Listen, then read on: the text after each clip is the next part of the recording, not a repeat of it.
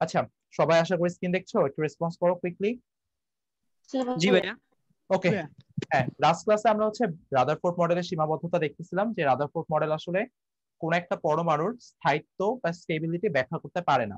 তার রিজনটা আমরা দেখছি যে ক্লাসিক্যাল ইলেকট্রোম্যাগনেটিজম বা চিরায়ত আমাদের যে ইলেকট্রোম্যাগনেটিজম অনুযায়ী বা ক্লাসিক্যাল ফিজিক্স বা চিরায়ত পদার্থবিজ্ঞান অনুযায়ী আমাদের হচ্ছে আহ ধারণা করা হইতো যে ত্বরণে আছে এমন কোন চার্জিত কণা শক্তি বিকিরণ করতে থাকবে। দুইটা ওয়ার্ড ক্লিয়ার করো, একটা হচ্ছে ত্বরণে আছে এবং চার্জিত, এমন দুইটা কণা, মানে এই দুইটা বৈশিষ্ট্য যে কণার মধ্যে আছে তারা শক্তি বিকিরণ করতে থাকবে এবং শক্তি হারাইতে থাকবে বা এনার্জি রেডিয়েট করতে থাকবে বা বিকিরণ করতে থাকবে।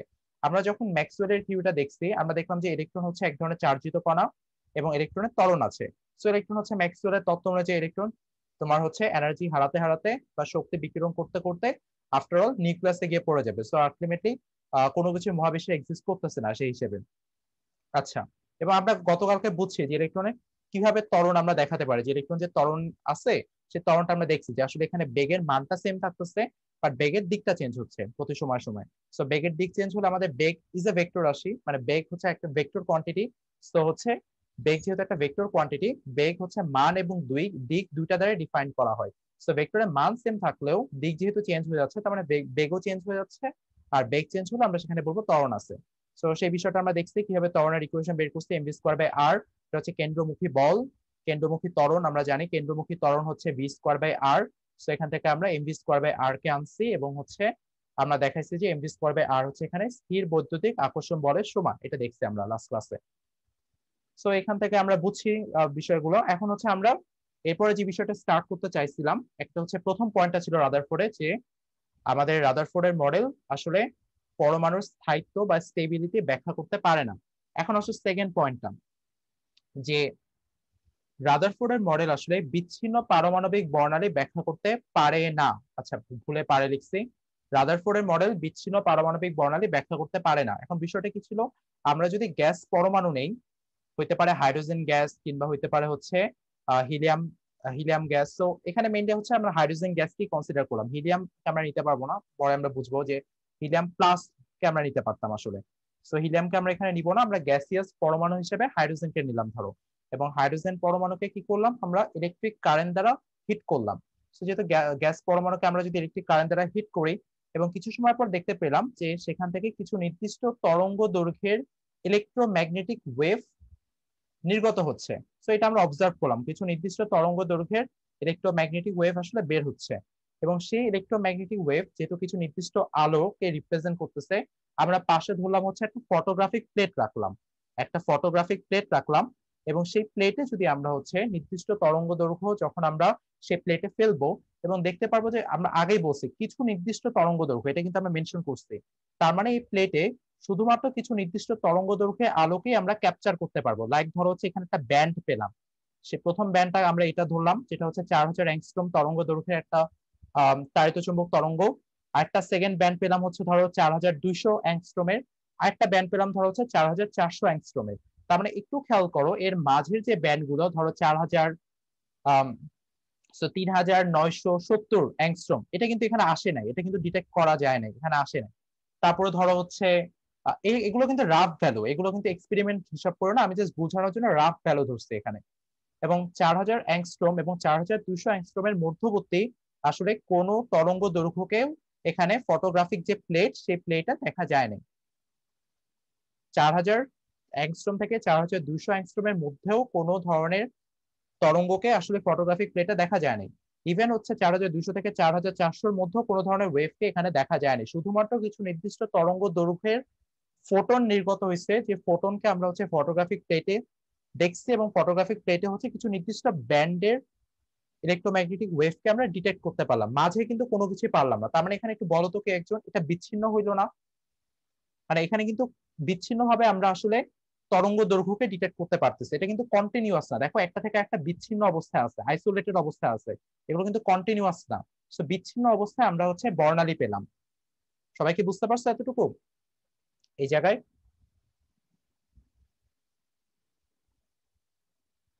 হ্যালো? ক্লিয়ার। আচ্ছা, ক্লিয়ার। একটু রেসপন্স করো কুইকলি সবাই। আচ্ছা, এবং এইখানে আমাদের যে নির্দিষ্ট তরঙ্গ দৈর্ঘ্যের তরঙ্গ বিকিরিত হলো এখান থেকে, সেটা যেহেতু আমরা বিকিরণ বলতেছি বা ইমিশন বলতেছি, এটাকে বলা হয় হচ্ছে আলোক বিচ্ছুরণ, আলোক বিচ্ছুরণ বর্ণালী। আমি যদি লিখে দেই, এটা হচ্ছে আমাদের আলো বিচ্ছুরণ বর্ণালী। কারণ বিচ্ছুরণ কেন বলতেছে, কারণ এখানে কিছু নির্দিষ্ট তরঙ্গ দৈর্ঘ্যের আলো নির্গত হয়েছে। যেহেতু নির্গত হয়েছে, তা আমরা বলতেছি আলো বিচ্ছুরণ বর্ণালী, বা ইংলিশে যদি বলি তাহলে বলবো হচ্ছে ইমিশন স্পেকট্রাম। ইংলিশ টার্ম গুলো তোমরা জানবা। একটা আমি যদি ইংলিশে বলি, এটাকে বলবো হচ্ছে ইমিশন স্পেকট্রাম। এবং যেহেতু তোমরা হচ্ছে বিচ্ছিন্ন ভাবে পাচ্ছ স্পেকট্রাম গুলো বা বর্ণালী গুলোকে ডিটেক্ট করতে পারতেছো ফটোগ্রাফিক প্লেটে, যেহেতু বিচ্ছিন্ন ভাবে পাচ্ছ এটাকে, তাই এটাকে বলা হয় হচ্ছে ডিসক্রিট ইমিশন স্পেকট্রাম। ডিসক্রিট হচ্ছে আমাদের বিচ্ছিন্ন বোঝায়, তো এটাকে বলতে পারো ডিসক্রিট ইমিশন স্পেকট্রাম বা বিচ্ছিন্ন আলোক বিচ্ছুরণ বর্ণালী।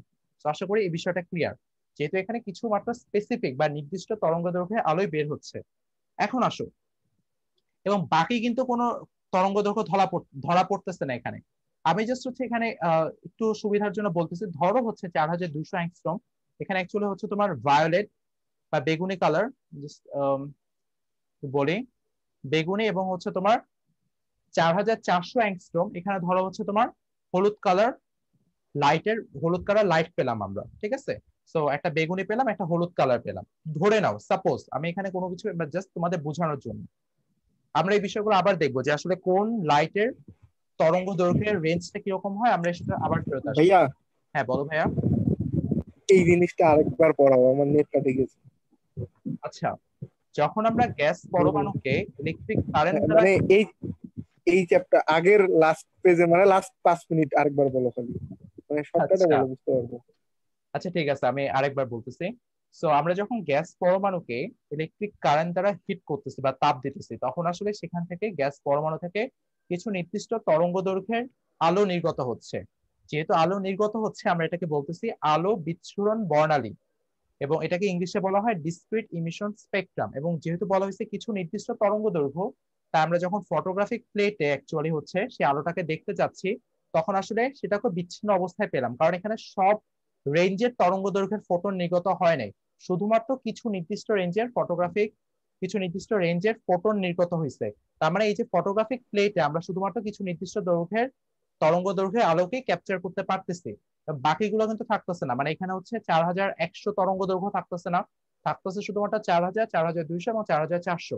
এবং এটা জাস্ট হচ্ছে তোমাদের বোঝানোর জন্য একটা রাফ ভ্যালু আমরা কনসিডার করছি, এগুলো কোনো এক্সপেরিমেন্টাল রেজাল্ট না, জাস্ট রাফ ভ্যালু, যাতে তোমরা বুঝতে পারো। এখন যদি আমরা এই গ্যাস পরমাণুর মধ্য দিয়ে হোয়াইট লাইট পাস করাই, তাহলে দেখো কি হবে। বা সাদা আলো যদি পাস করে, তোমরা জানো যে সাদা আলোতে আসলে বেনি, আসহ, কলা, টোটাল 7টা রং থাকে। তো আমরা যদি হোয়াইট লাইট পাস করাই গ্যাস অ্যাটমের মধ্য দিয়ে, তাহলে কি হবে জানো, শুধুমাত্র কিছু নির্দিষ্ট তরঙ্গ দৈর্ঘ্যের আলো বা কিছু নির্দিষ্ট তরঙ্গ দৈর্ঘ্যের লাইট অ্যাকচুয়ালি মিসিং হয়ে যাবে, মানে হারিয়ে যাবে। কিছু নির্দিষ্ট তরঙ্গ দৈর্ঘ্যের লাইট হারিয়ে যাবে। আমি এই ক্লাসের শেষে হয়তো এই বিষয়টা এক্সপ্লেন করার সুযোগ পাবো, একটু মেনে নাও যে বিষয়গুলো আস্তে আস্তে ক্লিয়ার হয়ে যাবে আমি কি বোঝাতে যাচ্ছি। কিছু নির্দিষ্ট, কারো হয়তো মাইক্রোফোন অন আছে, কাইন্ডলি একটু অফ করো। কিছু নির্দিষ্ট তরঙ্গ দৈর্ঘ্যের আলো হারিয়ে যাবে, আলো হারিয়ে যাবে। এখানে কি ছিল, এখানে হচ্ছে কিছু নির্দিষ্ট তরঙ্গ দৈর্ঘ্যের আলো নির্গত হয়েছে, সেগুলোকে আমরা ফটোগ্রাফিক প্লেটে অ্যাকচুয়ালি দেখতে পারছি। আর যখন হোয়াইট লাইট পাস করাবো আমরা গ্যাসীয় পরমাণুর মধ্য দিয়ে, তখন হচ্ছে কিছু নির্দিষ্ট তরঙ্গ দৈর্ঘ্যে আলো হারিয়ে যাবে। সো যেগুলো হারিয়ে যাবে সেগুলোকে অবশ্যই আমরা ফটোগ্রাফিক প্লেটে দেখতে পারবো না।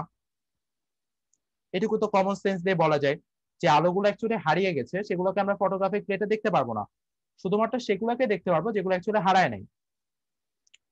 এখানে আমি দেখাচ্ছি, এখানে আমি যেই তরঙ্গ দৈর্ঘ্যকে দেখাচ্ছি, শুধুমাত্র হারিয়ে গেছে যেগুলো সেগুলোকে দেখাচ্ছি। ধরো তিনটা তরঙ্গ দৈর্ঘ্য এখান থেকে হারায় গেছে, তিনটা তরঙ্গ দৈর্ঘ্যের আলো এখান থেকে হারায় গেছে, সে তিনটা তরঙ্গ দৈর্ঘ্যকে আমি ধরো এখানে দেখালাম। এবং এইটা যেটা হচ্ছে আগের এক্সাম্পলে যখন আমরা ইলেকট্রিক কারেন্ট পাস করালাম, যেই 3 রেঞ্জের তরঙ্গ দৈর্ঘ্য ধরা পড়ছে ফটোগ্রাফিক প্লেটে, আগের এক্সাম্পলে যখন আমরা ইলেকট্রিক হিট দ্বারা, মানে ইলেকট্রিক কারেন্ট দ্বারা আমরা হিট করতেছি, তাপ দিতেছি, যে নির্দিষ্ট তরঙ্গ দৈর্ঘ্যের আলোগুলো ধরা পড়ছিল ফটোগ্রাফিক প্লেটে, সেই তরঙ্গ দৈর্ঘ্যগুলো এখানে হারায় যাবে, এগুলো হারায় যাবে। মানে এগুলো অ্যাকচুয়ালি ফটোগ্রাফিক প্লেটে দেখবো না, শুধুমাত্র যেগুলো দেখবো না সেগুলোকে আমি এখানে আঁকলাম। আর যেগুলো দেখবো আমি তার এগুলো ইরেজ করে দেবো, হয়তো কনফিউজ হয়ে যেতে পারো। আমি একটু দেখাচ্ছি। ধরো হচ্ছে এই রেঞ্জের প্রোটন, এই রেঞ্জের প্রোটন, এই রেঞ্জের প্রোটন, এগুলো অ্যাকচুয়ালি ধরা পড়তেছে, বুঝছো? এগুলো ধরা পড়ছে ফটোগ্রাফিক প্লেটে, বাট ধরা পড়ে নাই যেগুলো, এখানে আমি সেগুলো আঁকতেছি। ধরা পড়ে নাই ধরো হচ্ছে আগের যে তিনটা, সেই তিনটা এখানে ধরা পড়বে না। তার মানে সেই তিনটা কি হয়ে গেছে, অ্যাবজর্ব হয়ে গেছে বা শোষিত হয়ে গেছে। যেই জন্য যখন আমরা হোয়াইট লাইট পাস করালাম কোনো পরমাণুর মধ্যে দিয়ে, এবং পাস পরমাণু ওপারে যখন হচ্ছে আমরা ফটোগ্রাফিক প্লেট রাখলাম, যেহেতু কিছু তরঙ্গ দৈর্ঘ্যের আলো এখানে হারায় যায়, তার মানে ফটোগ্রাফিক প্লেটে ওই তরঙ্গ দৈর্ঘ্যগুলো দেখতে পারবো না আমরা। ধরো হচ্ছে এইগুলো হারায় যাবে, এগুলো আমরা এখানে উপরে লিখে দিলাম তোমাদের বুঝাতে সুবিধা, হারায় গেছে এগুলো। কোনগুলো হারাবে, যেগুলো অ্যাকচুয়ালি আগের বার আমাদের নির্গত করছে সেগুলো এবার হারায় যাবে, এবং বাকিগুলো দেখা যাবে।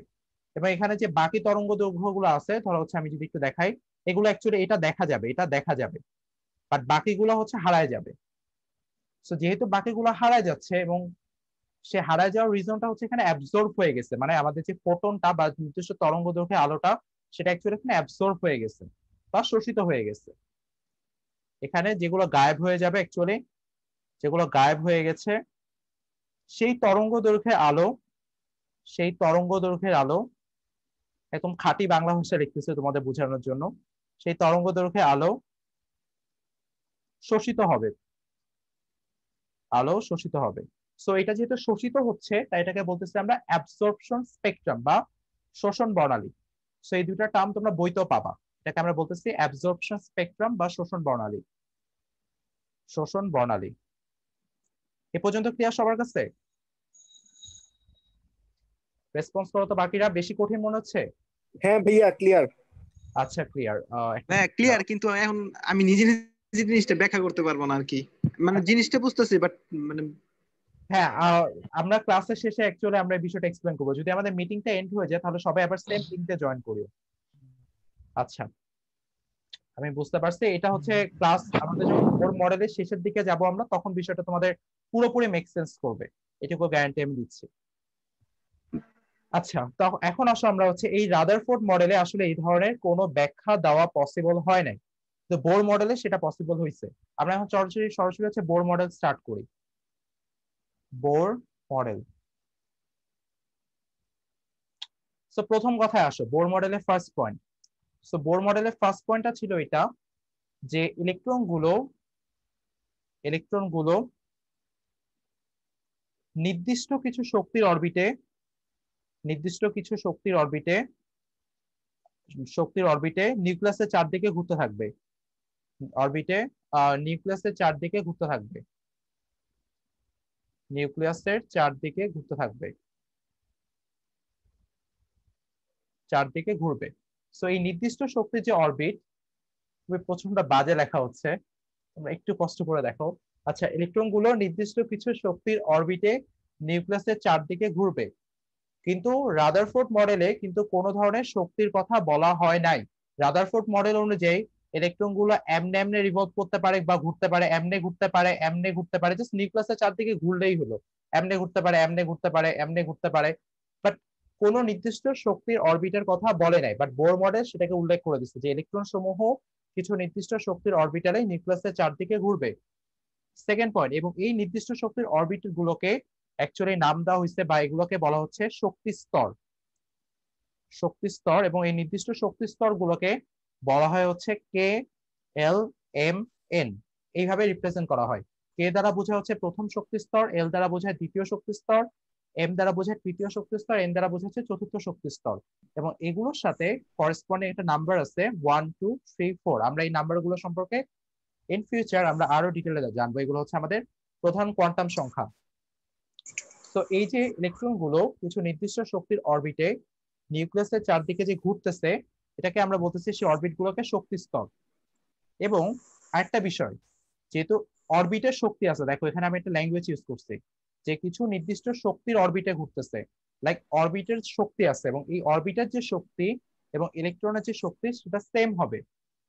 সো ইলেকট্রনের শক্তি, কারো একজনের হয়তো মাইক্রোফোন অন হয়ে গেছে, ইলেকট্রনের শক্তি ইকুয়ালস টু হবে অরবিটের শক্তি। এটা মনে রাখো যে অরবিটের যে শক্তি এবং ইলেকট্রনের যে শক্তি সেটা সেম হবে। সো ইলেকট্রনের শক্তি ইকুয়ালস টু হচ্ছে অরবিটের শক্তি। তারপর 3 নাম্বার পয়েন্টটাতে আসি।